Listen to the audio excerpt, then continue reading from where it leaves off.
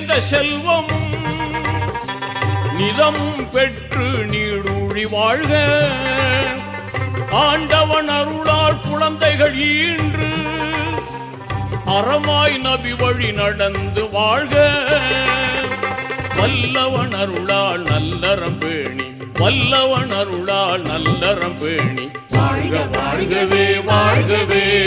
வளமாய் நலமாய் மணமக்கள் நூறாய்